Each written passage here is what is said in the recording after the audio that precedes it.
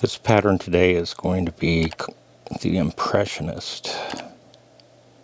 It's a really nice kind of a merger pattern.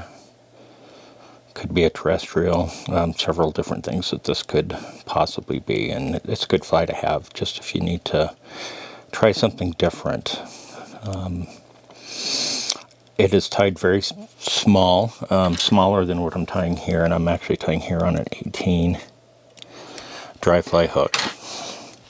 I'm just using some yellow thread because that's going to be the body, and because this is such a small fly, it's one of those where you need to be somewhat judicious with your thread wraps. So I've got my thread started there on the hook.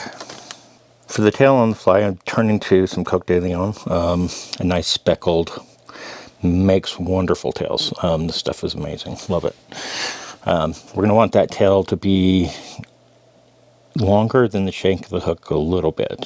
So I'm just going to take my measure there, and then I'm going to secure that onto the top of my hook shank. Let's go ahead and turn our thread counterclockwise so that that thread will jump back towards me instead of over the eye of the hook. So I'm just going to take a wrap or two. I'll take a look and see if that's looking about where I want it. That's looking good. This is also one of those flies where it's really helpful to keep your thread waxed. It'll just grip much better, especially when we're working with a small material. So I've got those tied in with a couple of thread wraps. I'm going to cut them off to about the length of the body.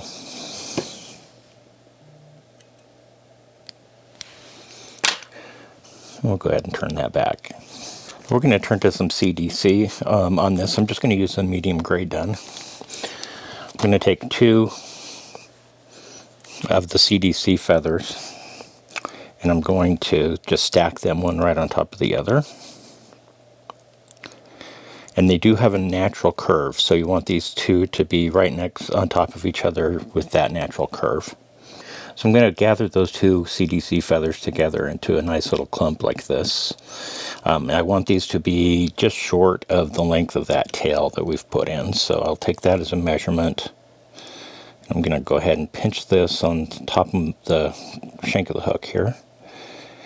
Take a couple of thread wraps over the top of it here just to kind of get that locked in place. And again, this is where that wax comes in very handy. So we'll take a look at that. That's looking about right to me. So with that, without taking a lot of additional thread wraps, I'm just going to go ahead and we'll cut the butt ends off very close.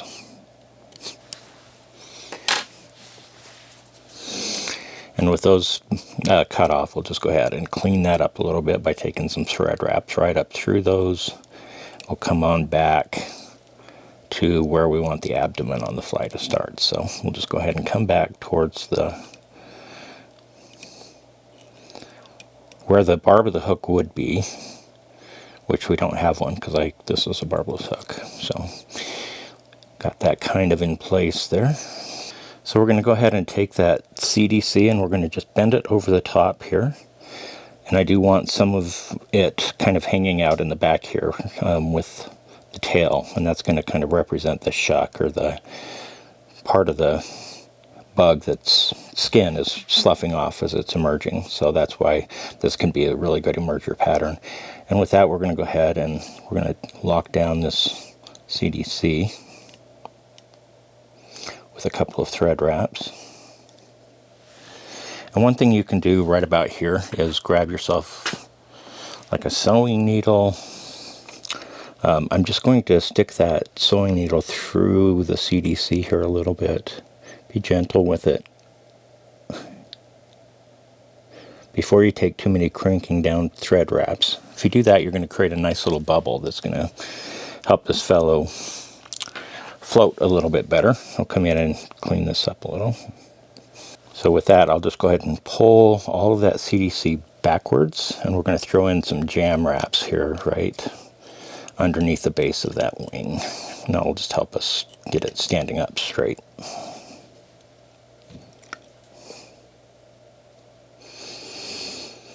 Once we've got it right about to there, we'll go ahead and come back behind that wing again.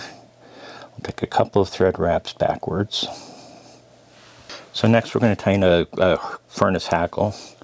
I've sized this out for the size 18 here. I've already stripped the fibers off the stem.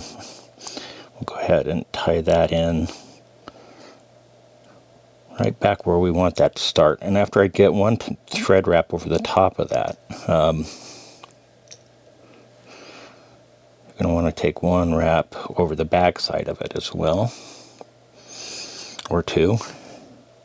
And that's going to help. If you notice, this feather is going to now be standing just at a perfect X on the body here, and that's what we're looking for.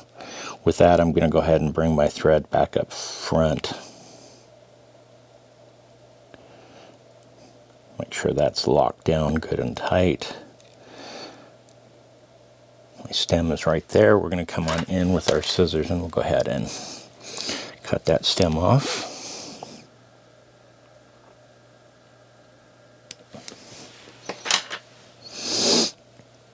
And that's going to allow us to come back to the front. We're going to pull that CDC wing back up again. Get a couple of nice jam knots in front of it to get it standing straight back up again.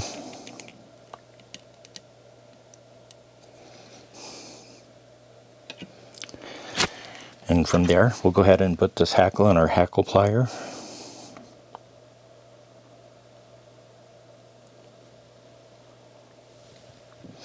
And it's not going to take many wraps. I may get 2 or 3 behind the wing here, maybe one or two in front. So we'll just go ahead and take that first wrap. One wrap right in front of the last wrap is what we want to get here. You don't want to lose track of your feather like I just did. But that's what happens when you're tying flies. So we'll come right back. We have not given up.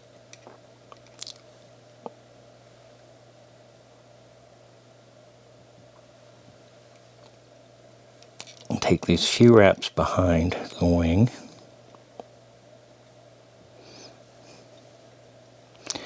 With those few wraps done, I'm going to pull that wing back a little bit. We're going to come right in close. Very close. And like I said, probably only 2 wraps is all we're going to get here. It's going to do. Just go ahead and drop our thread over the top. And that's going to secure that hackle feather down for us right behind the eye.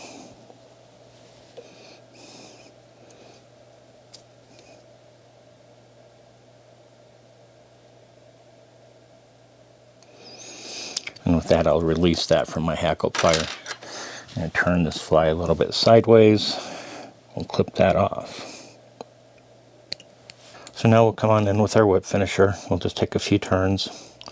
I'm trying to avoid capturing fibers as much as you can.